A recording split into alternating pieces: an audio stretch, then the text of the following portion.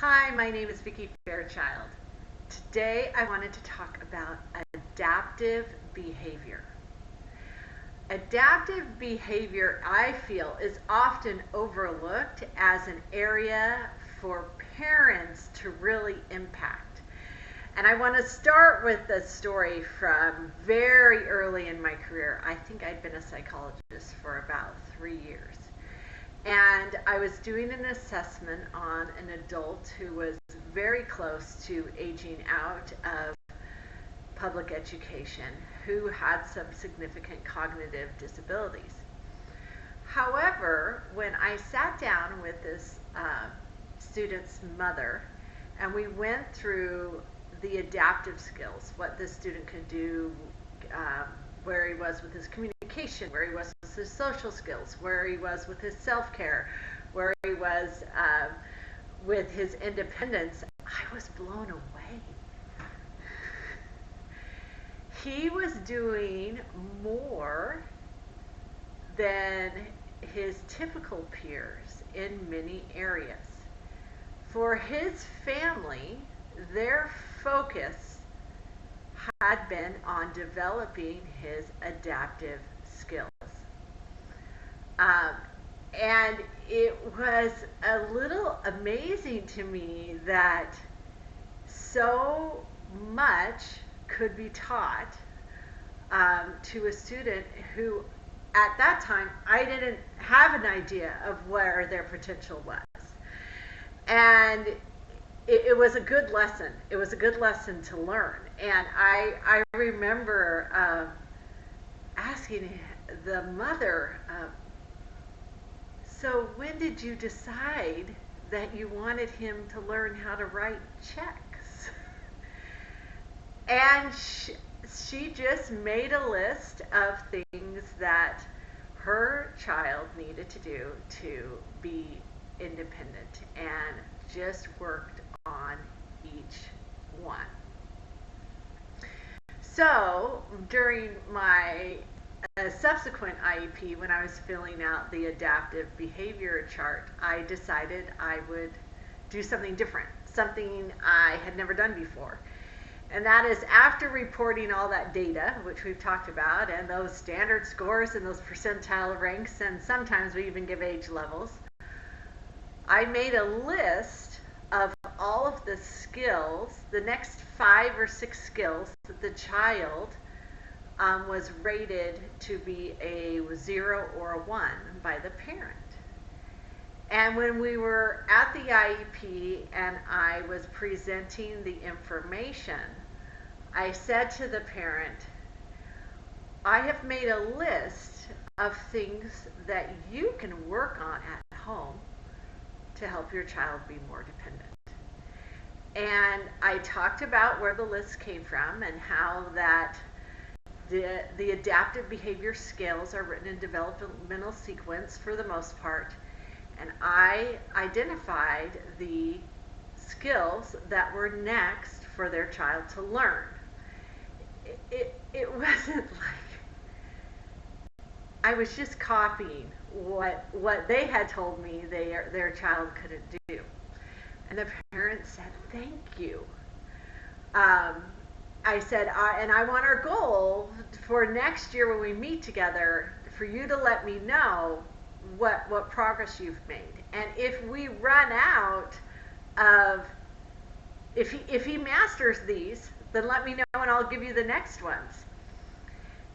And it kind of changed my thinking about that adaptive behavior skill, because what happens, I think, with parents of children who have some developmental delays is they don't necessarily always have a list, or no one gives them a list, or we don't talk about the next skills that they can work on at home. And so one of the things I would encourage parents to do is, the next time you are filling out an adaptive behavior scale, is to make a note of the first behaviors, because they are in sequence, that your child has difficulty or is not quite independent with, as some things you can start working on at home. Now, if you are a couple years away from your triennial, one of the things you can do is just type into Google developmental levels of children and or developmental speech levels, and you can find lists where it talks about the order in which most children learn different skills. And then you have an idea of what you can work on. I want to go back to that first example I gave. One of the things that I learned in that experience that I reflected on over and over and over again is how much could be taught at home. When a parent is focused on those adaptive skills, the best place to teach them is at home. Sometimes we become so hyper-focused on academics that we forget those skills that make our children independent. And that's the goal, to make them as independent as possible. And how this mother had really focused on that. And some of the things I was a little surprised about, it was, he could cook multiple meals. He was able to use the stove. He was able to use the oven. He had been systematically taught how to do very specific things by his parent. From writing checks to paying his portion of the bills to various entities, and keeping track of his money, and all these things that this parent did to help her child become as independent as he could become. Very impressive. I was very impressed.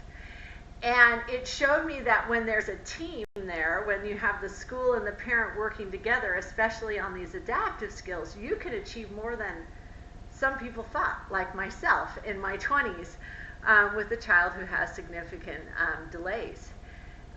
What was interesting is because the mother had focused on those independent skills, those adaptive behavior skills, there is a confidence in this young man because he knew he was independent. And I remember running into him, and he didn't recognize me. It had been a few years. And he was at his job at a store, and just watching him and realizing that other people didn't know he had delays because he had been taught how to interact. He made good eye contact. And even though he was being asked a very complicated question, he had an answer. He said, I'm going to go find out.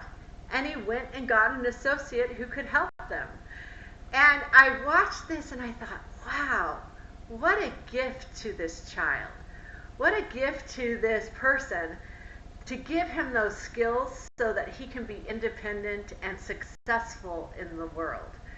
So the next time, parents, this is your homework, the next time you get that adaptive behavioral scale and you're filling out those yes and no's or 0, 1s and 2s or whatever the scale asks you to do, make another list of things you're going to work on, things you're going to help your child do to be as independent as he can be, because with that independence comes